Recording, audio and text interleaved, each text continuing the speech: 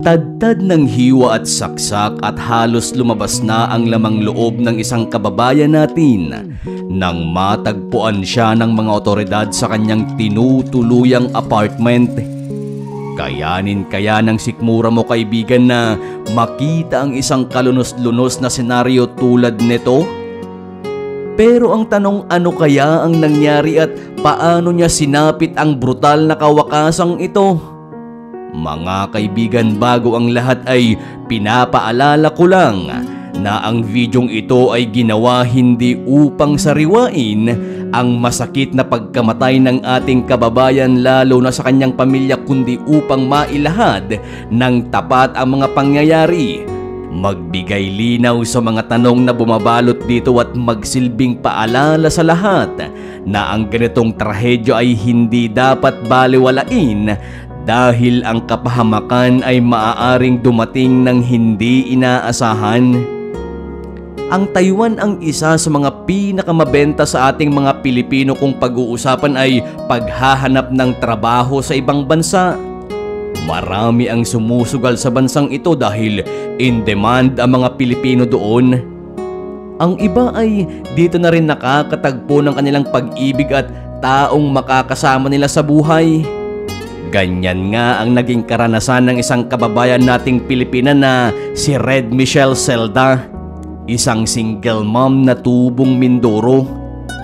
Ang maganda pa nito ay kababayan din mula sa Pilipinas at tubong Basco Batanes naman ang kanyang nakarelasyon, kaya naman silang dalawa ay lubos na nagkakaintindihan at marami ang pagkakapareha. Ayon sa ulat ay masaya naman ang dalawa sa mga unang taon ng kanilang relasyon. Wala silang naging mabigat na problema at talagang kapag nakita mo sila ay masasabi mo na masaya at para bang walang kaproble-problema sa buhay. Kaya naman laking gulat ng lahat ng mga kaibigan at kakilala ni Michelle nang dumating sa kanila ang masalimuot na balita. July 18 kasi ng 2023 ay natagpo ang wala ng buhay si Michelle at sa paraan pang nakakabaliktad ng sikmura at talagang kalunos-lunos. Sa Taoyuan City kung saan nakatira si Michelle ay nakita ang mga labi nito. Siya ay naiulat na nawawala at hindi nagpakita o nagparamdam sa kanyang pinagtatrabahuan at ang kanyang amo. At ang employment agency ay hindi siya makontak. Niwala man lang silang balita kung may sakit ba ito o kung ano ang nangyari dito. Dala na rin siguro ng kuryosidad ay pinuntahan ng isa nitong kaibigan ang mismong apartment nito gabi ng July 18. Marahan itong kinakatok ang pinto ngunit walang nagbubukas sa kanya. Kaya naman agad ay nagtungo na lang ito sa coordinator. Ang coordinator naman ay agad ding nagtungo sa mismong may-ari ng apartment upang ipabukas ang naturang pintuan na tinutuluyan ni Michelle. Madaling araw na noong July 19, 2023. Nakita nila sa kanyang tinutuluyang apartment at laking gulat nila nang madiskubre ang kanyang wala ng buhay na katawan sa kama. Puno ng dugo at naipon mula dito ang malansang amoy mula sa gutay-gutay na katawan ng babae. Meron din itong maraming hiwa at saksak ng kutsilyo at ayon pa sa mga nakasaksi ay nakaluwa ang mga internal organs ng babae at talagang parang hayop na pinatay ito. Tila isang walang konsensya lamang at wala sa tamang pag-iisip ang makagagawa ng ganitong karumal-dumal na krimen. Agad silang humingi ng tulong at tumawag ng mga pulis na kalaunan ay mabilis na rumisponde sa pinangyarihan ng insidente. Pero sino naman kaya ang salarin sa nangyaring pagpatay na ito kay Michelle? Tanong ng karamihan, pero sa pag-iimbestiga ng mga pulis ay kalaunan ay napag-alaman na ito ay walang iba kundi ang kanyang nobyo na kilala bilang si Mark Dave Velasco.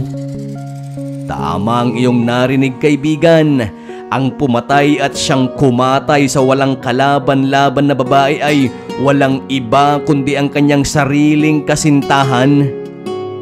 Ang dapat sanang magiging sandalan niya sa buhay at siyang makakatuwang niya ay siya pa palang magiging dahilan ng kanyang malagim na kawakasan. Umaga ng July 20 ng taong yun ay nahuli ng pulis ang nobyo ng biktima at pagsapit ng hapon ay nagsagawa ang mga otoridad ng forensic examination sa bangkay. Bukod sa mga tama nito ng kutsilyo sa katawan ay nakita rin ng mga otoridad na halos naputol na ang ilang parte ng katawan nito tulad ng kanyang mga paa na halos nakalaylay na at konting laman na lang ang nagiging dahilan kaya nakakabit pa ito. Hinala ng mga otoridad ay tinangka ng lalaki na putol-putulin ang katawan nito upang itago at pagtakpan ng krimeng ito, pero dahil kulang siya sa gamit ay iniwan na lang niyang nasa ganong kalagayan ang bangkay ng kasintahan. Tinakpan na lamang niya ito ng kumot at siguro ay sa sobrang pagkataranta ay maraming naiwang ebidensya sa pinangyarihan ng insidente tulad ng fingerprints nito at mga buhok. Bukod dito ay may mga kalmot din ang lalaki sa muka at ilang parte ng kanyang katawan na palatandaan na nanlaban ang babae dito.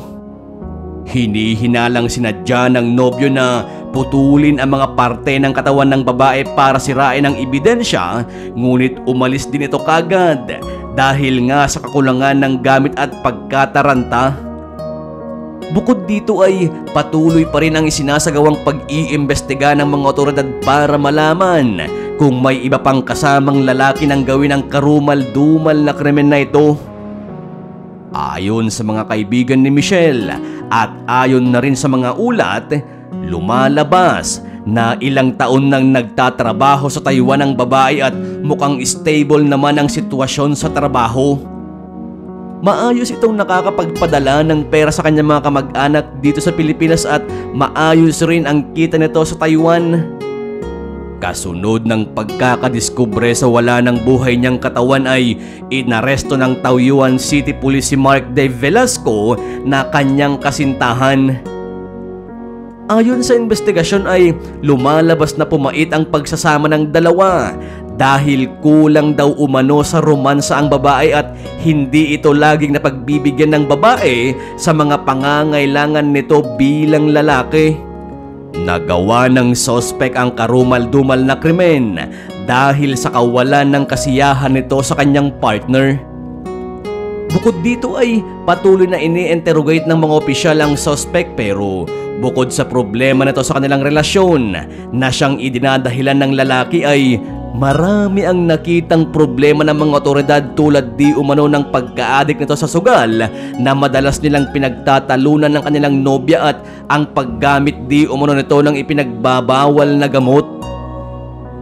September 2024, matapos ang isinagawang masusing investigasyon ay iniharap siya sa korte at sinampahan ng kasong murder, corpse destruction at sinampahan din siya ng kasong theft dahil napag-alaman din na matapos niyang gawin ang karumal-dumal na krimen ay nagawa pa niyang pagnakawan ang biktima.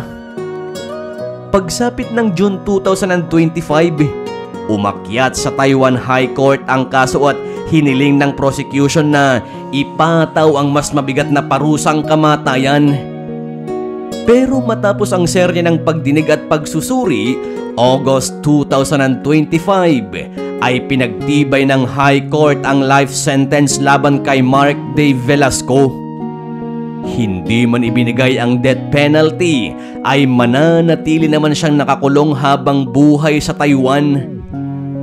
Ang kasong ito mga kaibigan ay nagpapaalala na sa kabila ng pag-alis ng ating mga kababayan para makipagsapalaran sa abroad, ay hindi pa rin sila ligtas sa panganib. At para sa pamilya ni Michelle, mananatiling sugat na hindi na maghihilom ang biglaang pagkawala ng kanilang mahal sa buhay.